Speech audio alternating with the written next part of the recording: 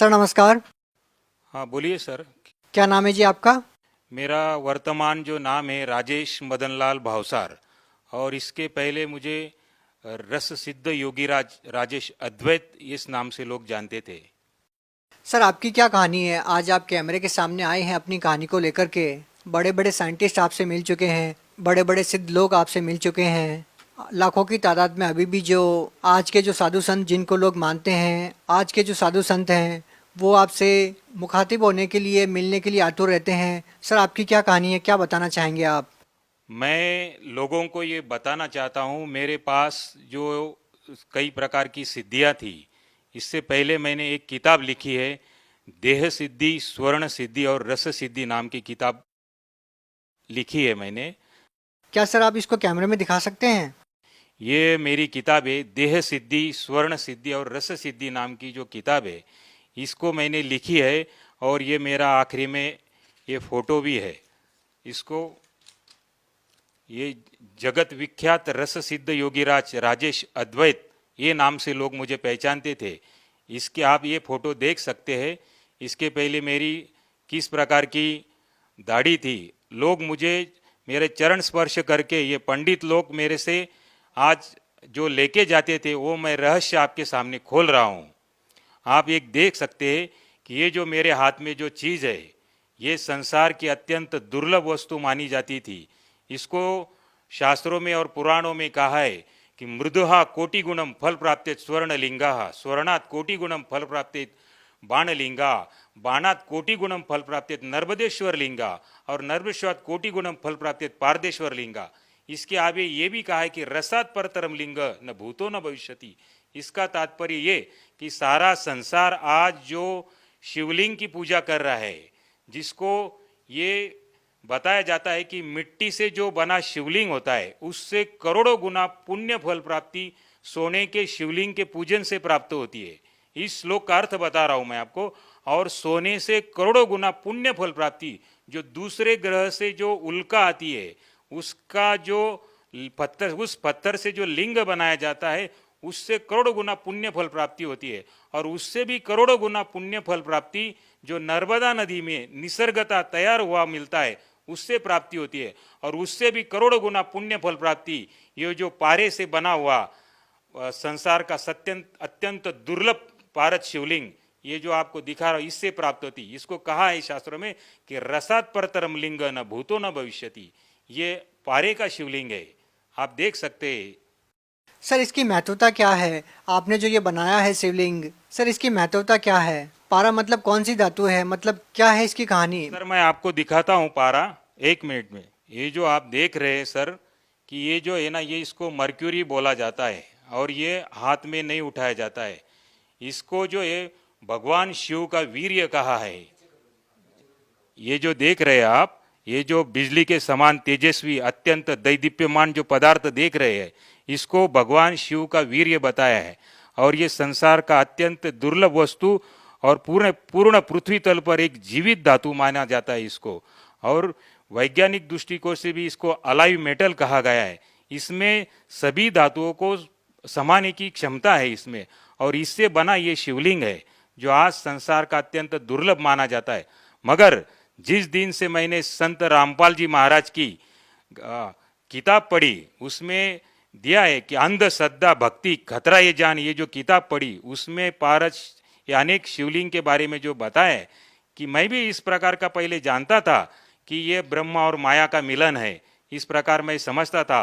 यानी हम लोग पूजा किस चीज की कर रहे हैं और क्या चीज की पूजा करना चाहिए, इस प्रकार का ज्ञान संत रामपाल जी महाराज की किताब पढ़ने से मिला।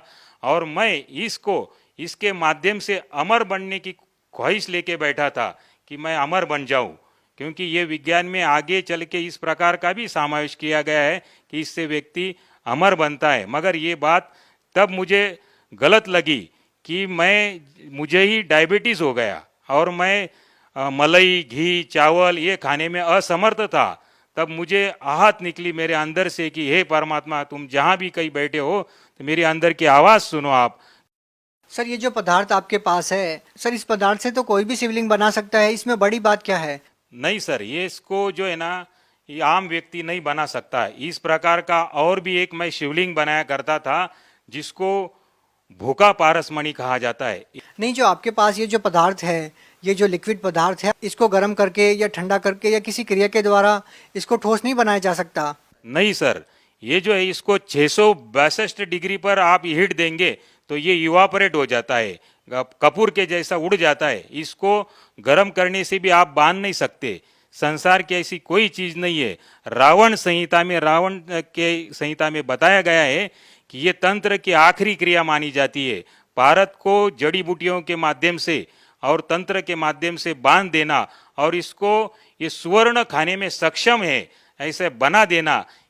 सर, आपने कहा कि ये स्वर्ण खाने में सक्षम है। सर, इस बात का क्या मतलब निकाले? ये जो इस प्रकार का जो लिंग बनता है तो इसको आप स्वर्ण अगर ये इसको टच करते हैं तो ये स्वर्ण अपने आप में खा जाता है। इस प्रकार का भी एक शिवलिंग बनता है और ये जो शिवलिंग है इसको आप अगर स्वर्ण स्पर्श करेंगे तो ये अपने आप में व्हाइट बना देता है। सोने को अगर इसे टच करेंगे तो व्हाइट बन जाए। हाँ जी सर, कौन विश्वास करेगा सर इस बात पे? आप देख सकते हैं, लाइए आप कोई चीज है तो। सर, इससे पहले हम आपसे ये जानना चाहेंगे, ये जो सोना आपके हाथ में है ये वाइट हो जाएगा, मतलब ये सोना नहीं रहेगा? हाँ जी, इसके घिसने से सोना नहीं रहेगा ये? नहीं, इसके अंदर जो गुण है ये गुण इस अपने गुण ये दूसरे में उतार देता है और इसको भी व्हाइट कर देता है सोने को। आप देख सकते हैं कि मैं इसको स्पर्श करा रहा हूँ और आप देख सकते हैं इसको कि ये देखो, ये देखिए आपके सामने मैं बता रहा हूँ।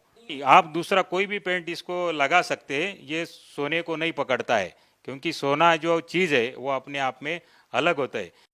इसका मतलब तो ये हुआ कि जैसे पारस पत्थर होता है जो लोहे को सोना बना देता है, तो इसने सोने को लोहा बना दिया एक किस्म से। नहीं, ये नहीं कह सकते हम, मगर कि जो दूसरा आता है इसमें से जो ये सोने को खाता है, भूखा पारसमणि, बुभुक्षित पारस कहते हैं इसको, तो ये स्वर्ण खा जाता है और ये इसकी जो क्षमता है वो कितना पचा जाएगा अपने में सोना, इसका कोई अंदाजा नहीं रहता है। आपका कहने का मतलब है कि आप में इतनी सारी सिद्धियां हैं या आप इतनी विद्याओं को जानते हैं कि आप वो भी चीज़ बना सकते हैं जो लोहे को सोना बना सकती है या फिर सोने को खा सकती है, वो आपने बना ही दिया। हाँ जी, मैं कुंभ मेले में भी जो है मेरे पास गाड़ी भर भर के ये जो नागा साधु वगैरह सब लोग आते थे और मैं ये पारे के माध्यम से चांदी बनाने का प्रोग्राम दिखाया करता था कि ये सारी चीज़ रखी हुई है और इनसे आप ये चीज़ इसमें डालेंगे तो इस प्रकार का सोना चांदी ये मैं बना के खुद लाभ देता था लोगों को। मगर जिस दिन मुझे ये समझ में आ गई कि ये जो ज्ञान जो है ये अधूरा है, संत रामपाल जी महाराज जी का मैंने सत्संग देखा टीवी पे और उसमें वो बता रहे थे, उंगली घुमा के ऐसे बता रहे थे कि ये ब्रह्मा विष्णु महेश भी नाशवान है और इनकी भी जन्म मृत्यु होती है। तो मुझे मेरी पैर के नीचे की जमीन खिसक गई कि ये जिसको मैं अमरता का अपने खुद अमर होने के लिए मैं इनकी पूजा लेके बैठा था और इनसे मिलने वाले लाभ को तो क्षणिक लाभ बोला है। तो ये शब्द मैं सुनकर बहुत ही परेशान हो गया मैं कि ये बात कुछ बिगड़ रही है, ये मेरे समझ में आ गया। और तब मैंने वो ध्यान से सब सत्संग सुना और सत्संग में उन्होंने बताया कि भगवती पुराण पाठ नंबर 123 पे उन्होंने बताया कि ये ब्रह्मा विष्णु महेश इनकी भी जन्म मृत्यु होती है। सर, आपने अपने आप को विश्वविख्यात बताया, तो हम आपसे जानना चाहेंगे, तो आप कहाँ से विश्वविख्यात हो गए? ऐसे कौन से लोग आपको मिले जिस आधार पे आप ये कह रहे हैं कि मैं विश्वविख्यात था? किन किन लोगों से मुलाकात हुई आपकी इस दौरान जब से आपने ये विद्याएं सीखी है, इतने बड़े बड़े कारनामे आपने करने सीखे हैं? सर 1996 में वर्ल्ड पीस कॉन्फ्रेंस हुआ था, उसमें मैंने कई साइंटिस्टों के साथ डिस्कशन किया और उसमें अमेरिका के डॉक्टर ईसीजी सुदर्शन जिन्होंने कई आइंस्टाइन की सिद्धि फ्लॉप कर दी है। सर, बोलने को तो कुछ भी बोल सकते हैं, इस बात का प्रमाण है आपके पास? जी हाँ, मेरे पास फोटोग्राफ्स है, आप देख सकते हैं। ये देखिए, ये वर्ल्ड पीस कॉन्फ्रेंस 96, इसमें ये इन कौन है सर ये? डॉक्टर ईसीजी सुदर्शन जिन्होंने कई आइंस्टाइन की थ्योरी फ्लॉप कर दी है और इनको भी मैंने डिस्कशन बताया था और ये भी शुरू में नहीं मान रहे थे कि इस प्रकार का कोई होता है चीज़। तो जब इनको प्रमाणों के साथ मैंने ये सब चीज़ें बताई तो उन्होंने भी ये लोहा मान लिया कि सचमुच ये जो आप बता रहे ये सही ज्ञान है। इसके अलावा किन लोगों से आपकी मुलाकात हुई जिसके आधार पर हम ये मान सकें कि वास्तव में आप एक ऐसे महत्वपूर्ण व्यक्ति हैं जिस व्यक्ति पर विश्व के विख्यात लोगों ने भरोसा किया या आपसे मुलाकात करने के लिए वो लोग आतुर रहे, कि आपने एक ऐसी बड़ी खोज की है या फिर जड़ी बूटियों के माध्यम से आपने एक ऐसा यंत्र बनाया है जिसको लोग सपने में भी नहीं सोच सकते कि ऐसा हो सकता है। सर, जैसे आप देख रही है हाई कमिश्नर ऑफ टांजानिया, इस प्रकार के कई जो दलाई लामा वगैरह इन सब लोग, दलाई लामा से भी आपकी मुलाकात हुई है? हाँ जी, वर्ल्ड कॉन्फ्रेंस में आए थे, उन लोगों से भी डिस्कशन हुआ मेरा। और जो ये किताब में बता रहा था उनको कि इस जो ज्ञान के ऊपर चर्चा कर रहा था, जैसे वो लोग नाथ संप्रदाय को सिद्ध मानते थे और उसमें क्या लिखी बात है वो उनको समझ में नहीं आती थी। उनको मैंने कहा कि मेरे पास ऐसा ऐसा ज्ञान मैं हिमालय में रह के सीख के आया हूँ, मैं 8 साल मैंने हिमालय में रहा हूँ और कई प्रकार का ज्ञान हस्तगत किया है, मगर उनको ये भरोसा नहीं होता था कि हमने पहले ही ज्ञानेश्वरी पढ़ रखी है, पीएचडी कर रखी है, आप क्या नया बताएंगे। तो मैंने उनको एक श्लोक बोला, तोरस मोरस गंधक पारा, जिन वीचे दीजे नाम सहारा, नाग मार नागिन को दे, गोरख कहे खप्पर भरी कंचन ले। इस दोहे का आप ट्रांसलेट करके बताइए तो मैं आपको मान लूंगा कि आपने पीएचडी की है। तो उनको वो बता नहीं सके, क्योंकि ये जो पूरी रासायनिक क्रिया है और केमिकली क्रिया है कि इसके माध्यम से, पारे के माध्यम से सोना बनाया जा सकता है। शॉर्टकट में इसके सारे रहस्यों को जब मैंने खोला तब उनकी बात समझ में आई, क्योंकि आखिरी में स्पष्ट रूप से कहा है कि गोरख कहे खप्पर भरी कंचन लीजिए। कंचन में स्वर्ण, जो मटके का आधा भाग होता है उसको खप्पर बोलते हैं। इस प्रकार का खप्पर भर के आप कंचन स्वर्ण बना सकते हैं, इस प्रकार की विधि उसमें छिपी थी। मगर इतना होने के बावजूद, ये सब होने के बावजूद भी मैं आपको बता रहा हूँ, समाज को बता रहा हूँ कि इस प्रकार के जो हम लोग शिवलिंग के ऊपर आश्रित हो गए, तो ये अपने आप में ये यूजलेस और इसका कोई मूल्य नहीं है अपने जीवन में, ये आप समझ लीजिए। क्योंकि इससे क्षणिक लाभ प्राप्त होता है, लाभ तो होता है मगर क्षणिक लाभ प्राप्त होता है। और इसकी इतना, जितने ये स्वामी है उतने मनुष्य की एक श्वास की कीमत संत रामपाल जी महाराज ने बताई है कि मानुष जन्म दुर्लभ है, ये मिले न बारंबार, जैसे तरुवर से पत्ता टूट गिरे बहुर न लगता डार।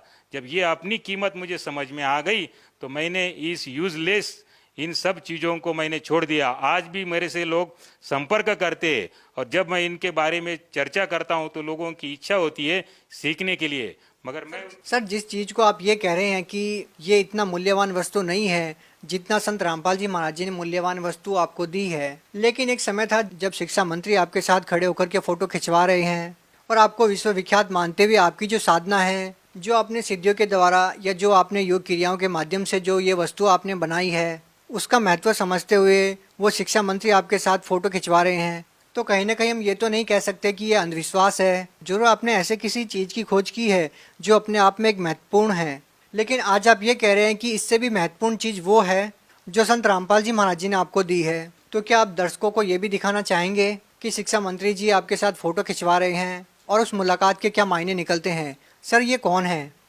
ये जी सर अमरीश पटेल जी है, ये शिक्षा मंत्री है और इस प्रकार का जो ज्ञान समेटे हुए मेरे पास कई लोग जो आते थे।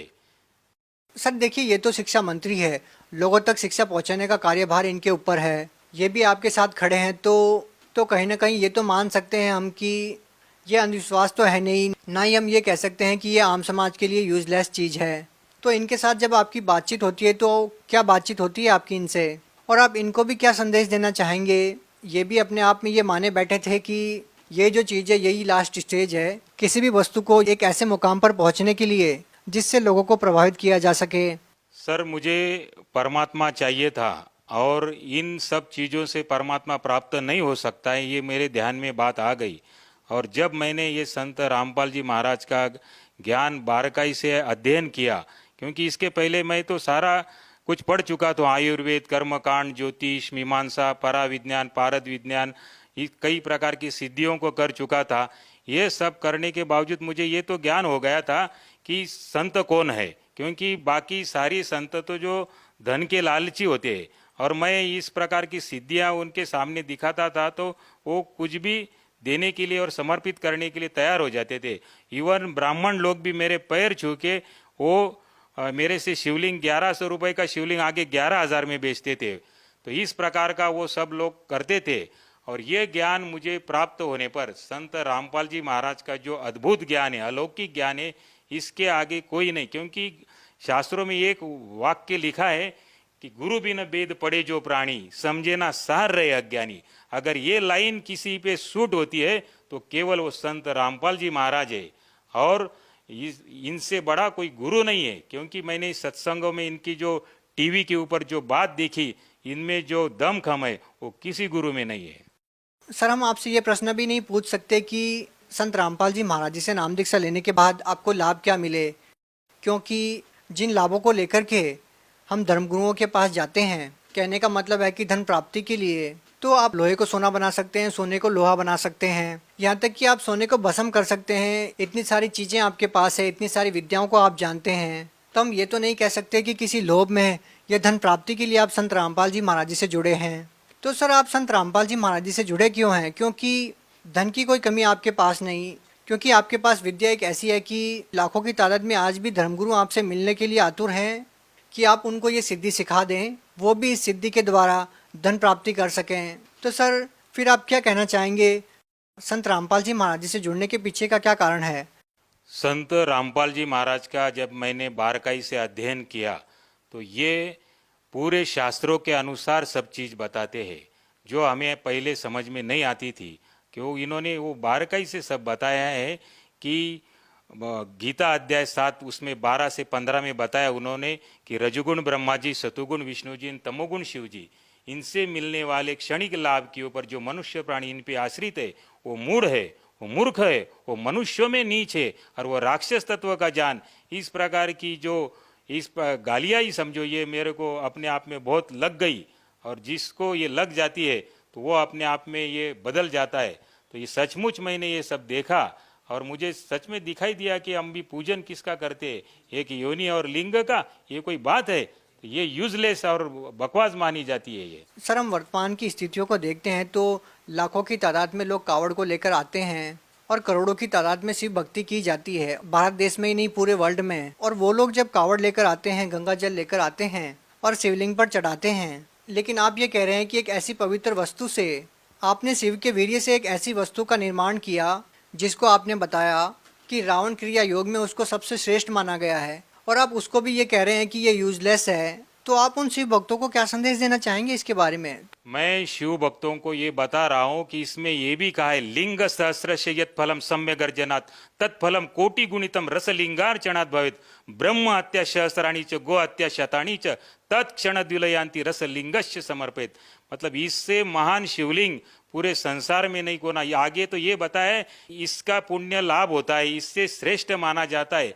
और ये शिवलिंग प्राप्त करके, ये विद्या मैं प्राप्त करके भी मैं आप लोगों को बता रहा हूँ कि ये जो ज्ञान है इससे ज्यादा मनुष्य की एक श्वास की कीमत है। कि कहता हूँ कहीं जात हूँ, कहूँ बजाकर ढोल, श्वास जो खाली जात है ये 3 लोक का मोल। और ये ब्रह्मा विष्णु महेश भी ये 3 लोक के अधिपति है, स्वर्ग पृथ्वी और पाताल के अधिपति है। आप समझो आप किस चीज की पूजन कर रहे। हे मानव जगत, आप जागो कि ये संत रामपाल जी महाराज जो दिखने में सामान्य से दिखते, ये कोई साधारण व्यक्तित्व नहीं है, ये आए हुए परमात्मा ही है। आप इनको परखो, इनके ज्ञान को समझो। और ऐसी किसी में हिम्मत नहीं है कि जो कहते त्रिदेव की भक्ति उनकी कभी ना होए मुक्ति, ये बताने वाले संत रामपाल जी महाराज ही है। सर एक समय था जब आप घर से निकले तो आपकी इच्छा ये थी कि किसी भी तरह से अमर हुआ जाए, कि एक ऐसी विद्या प्राप्त की जाए, एक ऐसी भक्ति प्राप्त की जाए जिससे मैं अमर हो जाऊं, कभी भी ना मरूं। लेकिन आपके साथ समस्या ये आ जाती है कि आपको डायबिटीज़ हो जाती है और आपको बहुत सारे परहेज करने पड़ते हैं, कि आपको वो खाना भी नहीं खाया जाता जो आप खाना चाहते हैं। तो हम आपसे ये जानना चाहेंगे कि एक ऐसे इतने बड़े सिद्ध पुरुष की वो अपनी बीमारी अपनी क्रियाओं से तो ठीक नहीं कर पा रहा था, क्या संत रामपाल जी महाराज जी की शरण में जाने के बाद वो समस्या आपकी ठीक हुई?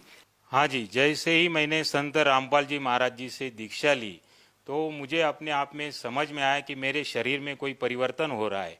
और इस प्रकार का परिवर्तन हुआ तो धीरे धीरे ये सब चीज़, मैं पहले मलाई खाता नहीं था और चावल नहीं खाता था और दूध भी पीने से मुझे डर लगता था।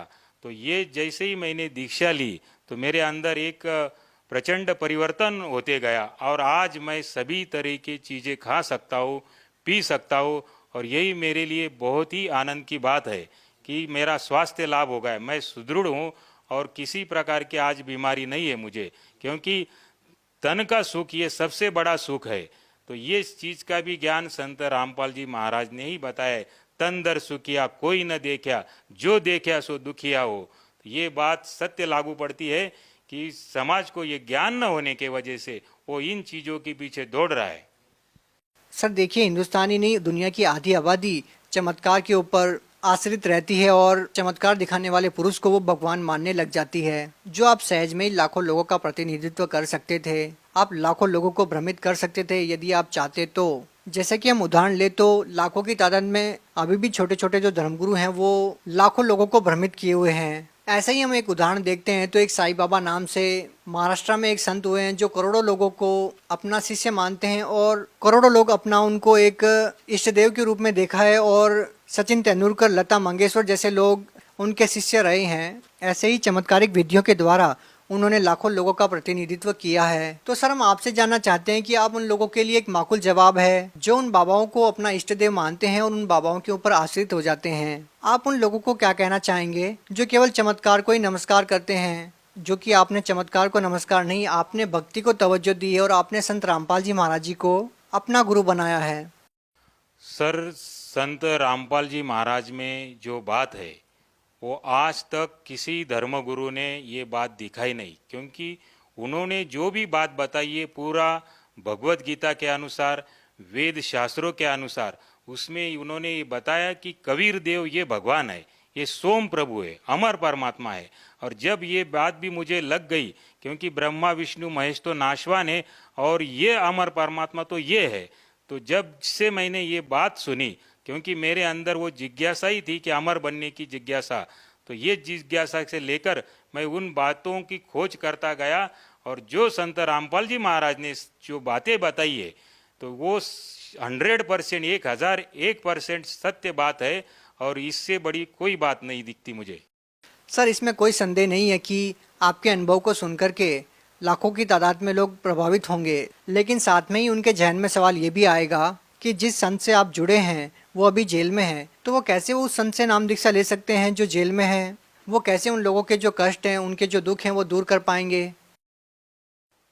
इसमें संत रामपाल जी महाराज ने पूरे वर्ल्ड में हर डिस्ट्रिक्ट में उनके सेंटर है, जो नीचे जो पीली पट्टी आती है। सर सेंटर है वो ठीक है, लेकिन लोगों को ये विश्वास ही नहीं हो पाएगा कि जो संत खुद जेल में है वो दूसरे लोगों को राहत कैसे दे पाएंगे?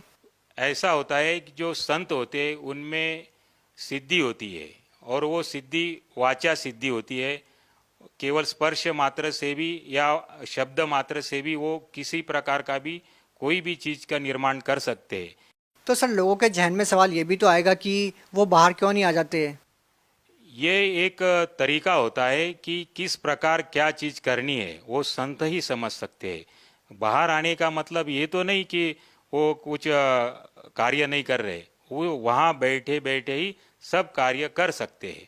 और तत्व ज्ञान के हिसाब से या दिव्य दृष्टि से अगर हम देखा जाए तो ये जिस ब्रह्मांड में हम लोग रह रहे, तो ये ब्रह्मांड ही हम त्रिगुणमयी माया से बंधा हुआ है और सभी हम लोग जेल में हैं और इस जेल से ही छुटवाने के लिए वो आए हैं।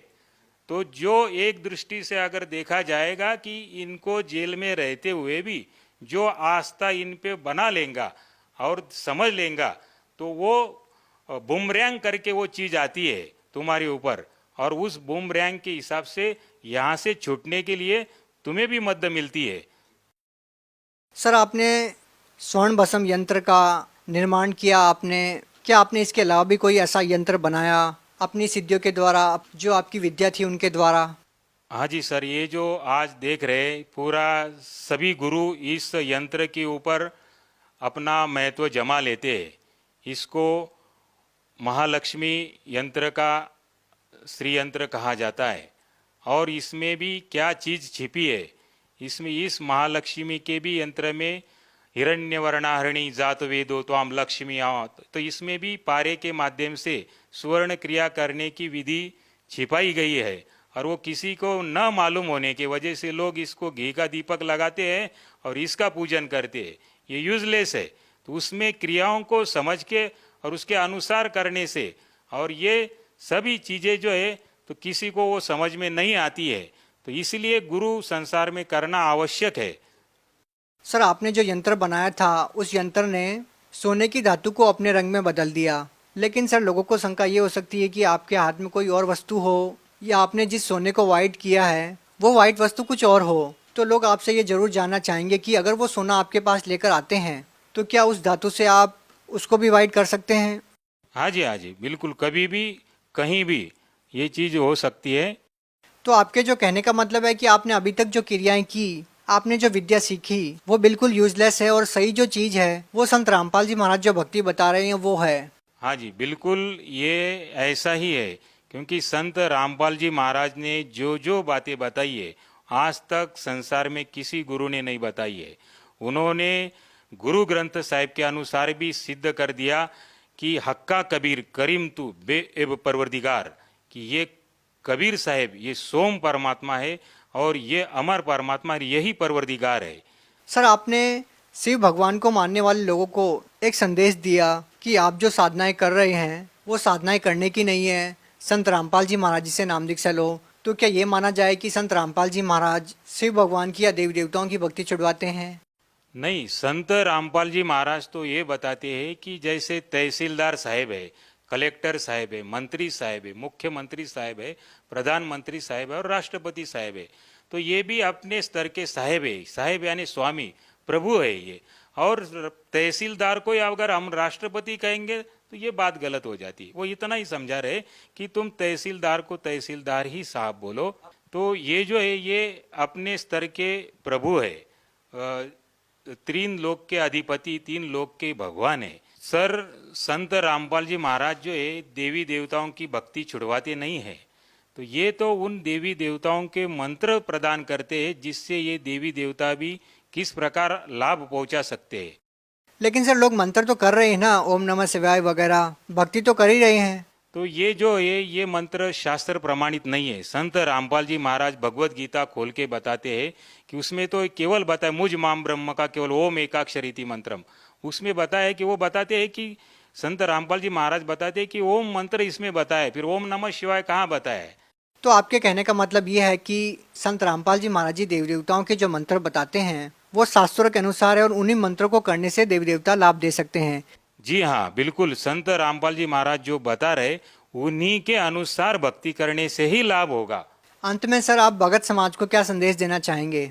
मैं समाज को ये प्रार्थना कर रहा हूँ, हृदय से प्रार्थना कर रहा हूँ कि आप इन चीज़ों के पीछे ना दौड़े, ये शिवलिंग के पीछे ना दौड़े, क्योंकि इससे संसार की श्रेष्ठतम वस्तुएं मैंने निर्माण कर रखी थी और इसके ऊपर कोई चीज़ नहीं है।